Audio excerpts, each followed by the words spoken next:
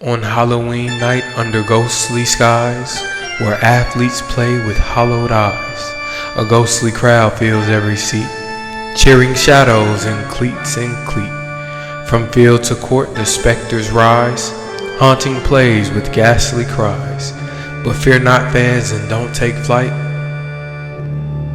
It's the Modest Sports Show on Halloween night. Woo ha ha ha ha ha. Putting in work, yeah. Putting in work. I thank God for the favor when the money come. Half for the time, tax fees, and sufficient funds. What I gotta do to get ahead? I'm on to something. What I gotta do to get a raise? They owe me one. Putting in work. Welcome to the Modest Sports Show, home of your college athlete, where we are player-led and player-focused. Guys, I hope you enjoyed that little poem. I can't take credit for it. ChatGPT made it.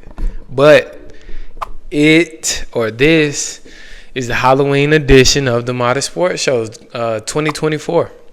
Just wanted to do something fun and quirky for y'all, man. You know, just something cool, you know. But anyways, guys, tonight we're going to be getting into a couple of games. And I think more than anything on this episode, I really just want to discuss some scenarios, because we'll actually look at some games probably outside of our two main matchups. And then we'll probably also visit some teams outside of the teams that we're going to discuss within those matchups. So, guys, I hope you see the pumpkin. See my pumpkin? Got the candle lit, you know. Just want to create a little Halloween vibe in here for y'all. But without further ado, let's get right into these topics. So, First up on this week, we have Penn State versus Ohio State. Ohio State is at Penn State for this top 4 matchup between both teams. Penn State coming in at number 3, Ohio State coming in at 4. Just over the course of the week, like we always do, we like to watch some film. We also like to kind of look at standings, scenarios, like to look at conference wins, different stats, you know. So coming into this game, Ohio State, in my opinion, have more than enough to beat any team in the country that is not named Oregon. Oregon, obviously, we saw Ohio State versus Oregon some weeks back. And if we're being honest, if we're being frank, Ohio State played very well in that game. To be on the road in Eugene and to lose the way that they lost, really giving themselves a chance. I know everybody's going to talk about everybody has and continues to talk about the quarterback blunder by Will Howard. But truth be told, that same scenario could have happened for Oregon or against Oregon had Oregon played in Columbus, Ohio. So I take that game with a grain of salt. That's a toss-up. If those teams play at a neutral field, who knows what happens? Who knows how that game ends? And in my opinion, we're probably going to see a rematch of that game at some point in the season. But I don't think that Penn State has enough offensively to handle Ohio State and score with an Ohio State that's clicking, right? And I know that is somewhat of optimism or maybe even hope on my end. Because, of course, you do have to take into account that Penn State has the number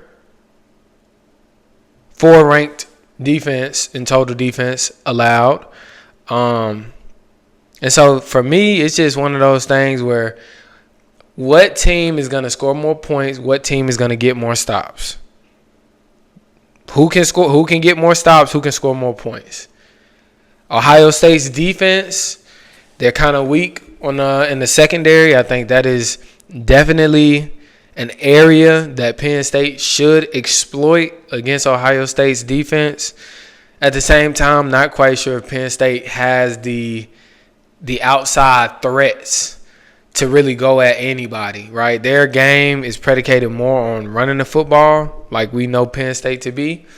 At the same time, Drew Aller has shown the ability he can get hot. He can get the hot hand.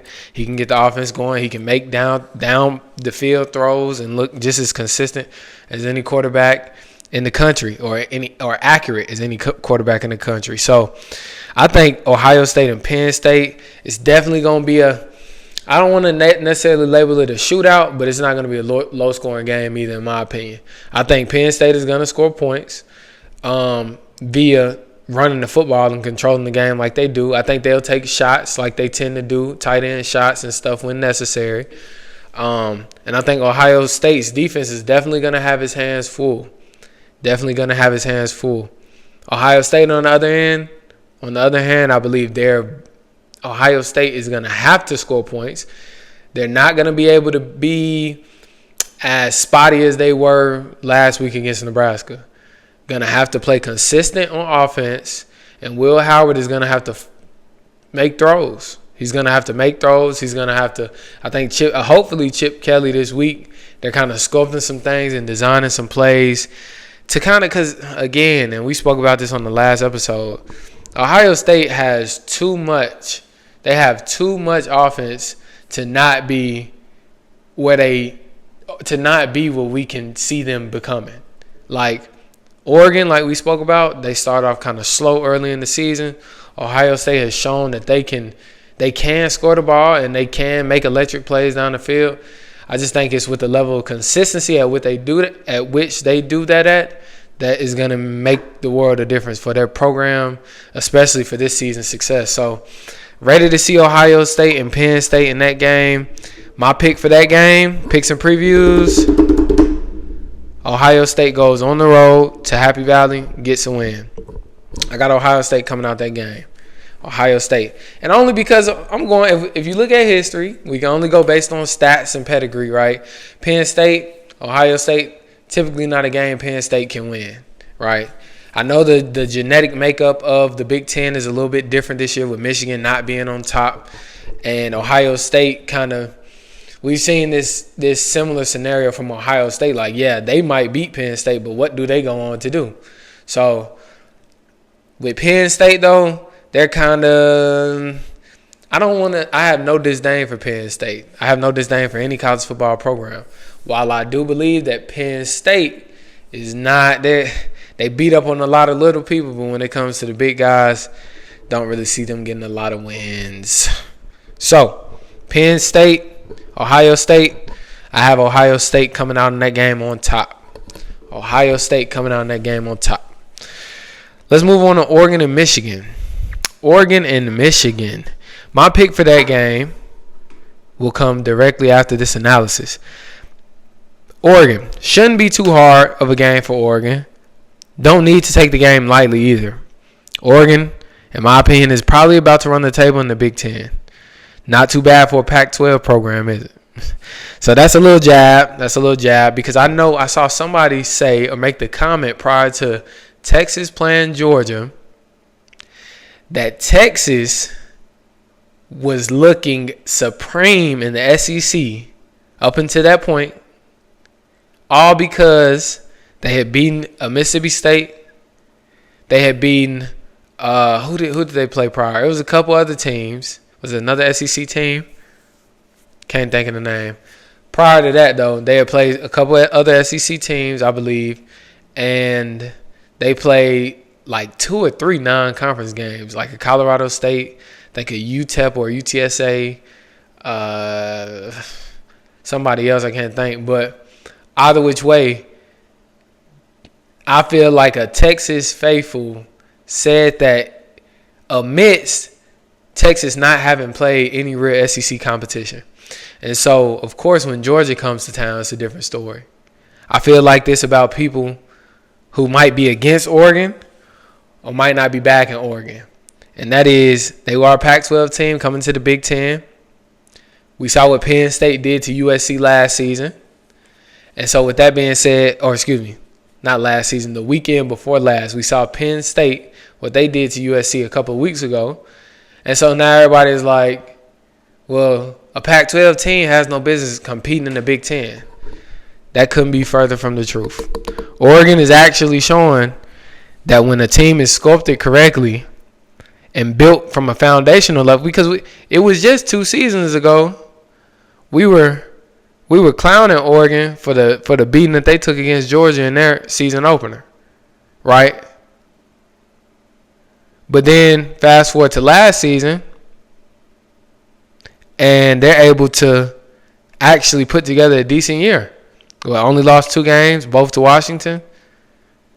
And so this year, I feel like Dan Lannon is preaching to his guys, this is our year. This is year 3. This is our year. We got the guys in here that we wanted, that we needed. And if I'm being honest, like I've been kind of making the assessment that Oregon just might be somewhat of a SEC team competing in the Big Ten, only because of his roots, right? If you look at Dan Lannon and where he's been, I mean, what else does he know? Stop at Alabama, stop at Georgia. What else does he really know? You know, of course, we know, I think Memphis, Pitt, Arizona State, maybe, possibly. But aside from that, what does he know? He knows SEC ball. That's what he knows. And so Oregon is a program, like I keep preaching and keep telling, be on the lookout for Oregon this season. They're 8-0 going into November. I think it's going to be 9-0 because my pick in the Oregon and Michigan game is easily Oregon at Michigan. Easily. I think they win that game in a landslide like they did last week against Illinois. And we continue to see this Oregon team show why they're different. Show why they probably won't be beat this season. And show why they're undoubtedly national championship favorites from myself on the Modern Sports Show. Michigan has thoroughly disappointed this year. They thoroughly disappointed the masses. Me personally, I kind of assumed what it was going to be. I kind of assumed that this season was not going to be fireworks, right? Because if you look at what they lost, I believe coming into the year, they only had 11 or 14%. I forgot the stat. Returners coming back. And so that's a lot of lost production. You're essentially coming into the year with a new team. Guys who've never seen the field. Guys who are stepping into different roles. A head coach who left. You know, this is a completely different organization than it was a season ago. And so a lot of Michigan fans, I don't think they took that into account. I think they saw a couple pieces that they had that would remain steady, like a Donovan Edwards, like a Colston Loveland. And so they kind of, I guess they thought they might have more than what they actually did. But Michigan, you know, Michigan is, I think a plus for them is to become bowl eligible at this point in the season, right? They're 4-3 right now. Like I said, we're predicting them to be 4-4 by the end of this week or by November the 3rd. So I think, you know, with where they are, like just to be able to become bowl eligible for the season is a win. It's good for Sharon Moore, his first year as a head coach, right? Because we extend grace to anybody else, so let's extend grace to him, no matter if it's Michigan or not. So Oregon is my pick in that game. Looking forward to seeing Michigan get beat up, and I just love Oregon's offense. I said that on the last episode. High-powered, high-flying offenses, man. Let's throw the ball. And I love the way they do it, too. They get Jordan James involved. They the past few weeks, they've been getting their backup running back involved, and he's looking stout. On top of that, they can throw the ball. So they can throw, they can pass it. They can do a multitude of things. And they can do both very well at the same time. And so I love seeing it. I really genuinely think they might just be a head above the rest of college football. And so I think the biggest key point for them, or key takeaway, however you want to label it, is them walking away, or them stepping up to the bright moments, them stepping up to the bright lights. I think that's their biggest. We got to see, is Oregon gonna step up to their moment. They're gonna have moments. I'm not saying just because they are so much better than everybody that they won't get tested. Definitely think they're going to get tested. And so when they do, anxious to see how they'll respond and what they'll look like. Now, with that being said, those were 2 of my games on the radar for this upcoming weekend, 2 of the games I want to talk about. I also want to talk about Texas A&M. Okay, Texas A&M is looking very good right now, extremely good. They're undefeated in conference play. They just knocked off LSU in a game where they weren't necessarily, it was an upset, but they were still predicted to win the game. I forgot what the spread was or what the over-under was.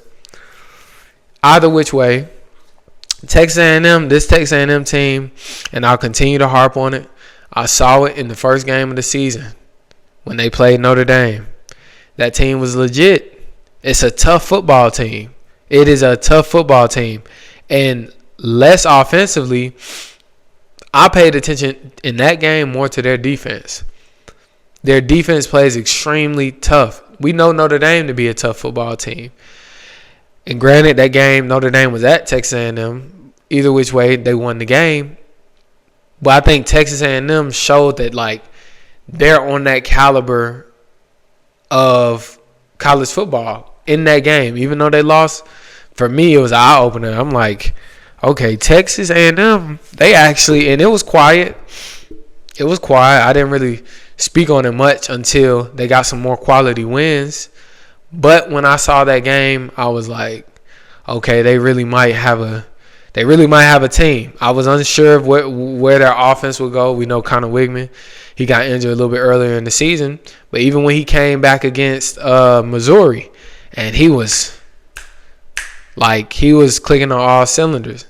So with that being said, I saw that, and I'm like, okay, if we pair this defense, and I don't think Missouri scored in that game until the fourth quarter, late in the fourth quarter. And so I'm like, if we pair this offense with Connor Wigman moving around, he was showing some mobility, also showed that he can stand in the pocket and make throws across the middle of the field, put them where they need to be.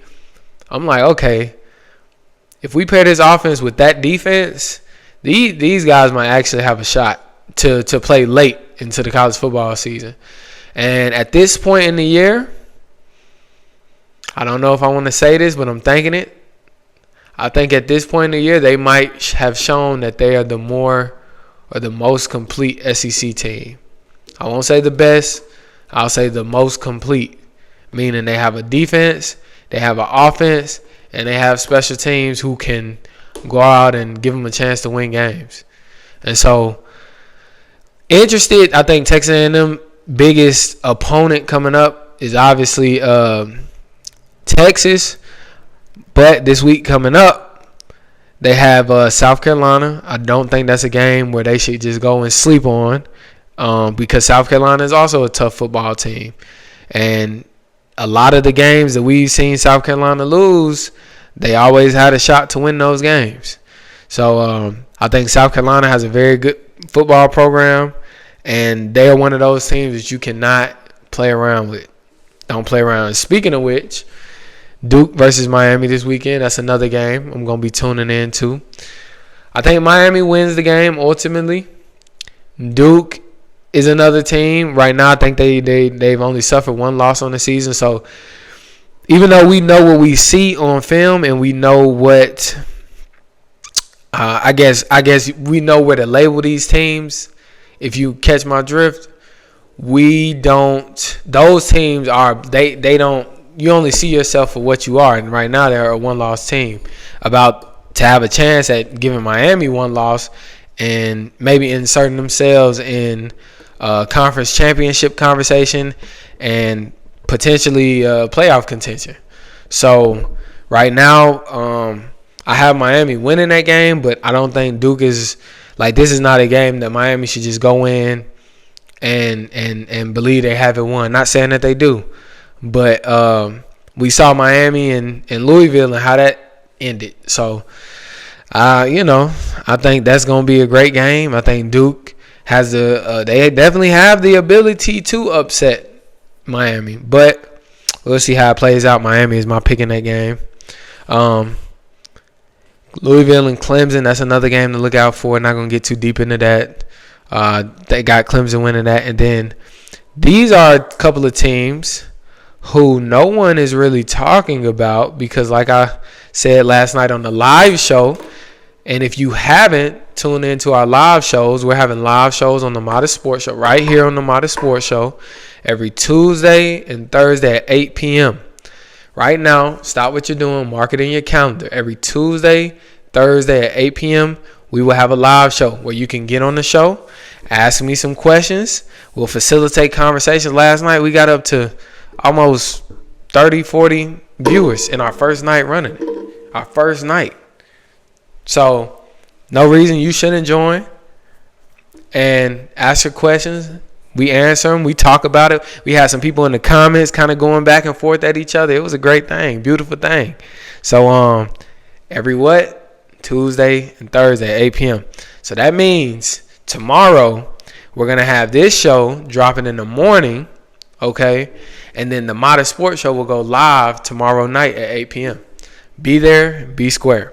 But like I was saying, two teams that people are not talking about, Pitt and SMU. Pitt and SMU. Pitt is undefeated. This week they face off. Pitt is undefeated. SMU, they've shown to be a great team.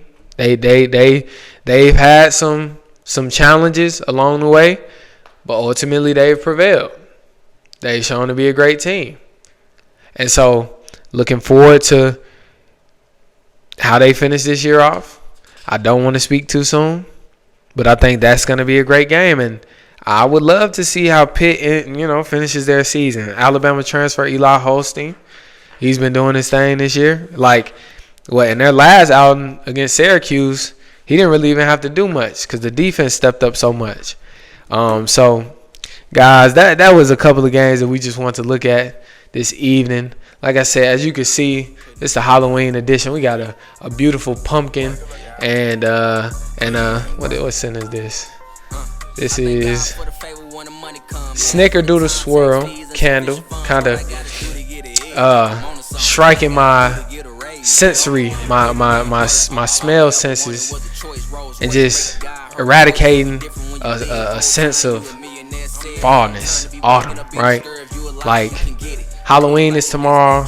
I feel like Halloween is the official start of the holiday season in a sense. We got Thanksgiving coming up, Christmas, New Year's. And guys, with that being said, would love for the holiday season to bring about a lot of success on this channel. Continue to facilitate conversation and opinion. Drop in the comments any things that we talked about today, guys. What are your thoughts on Oregon and Michigan going at it? What's your thoughts on Ohio and Penn State? Playoff implications heavily involved in that game. And if you haven't, of course, subscribe, like this video, go back and check out some of our other content. Continue to support us and grow with us. We love you guys. I hope you love me. And just like that, we are out of here.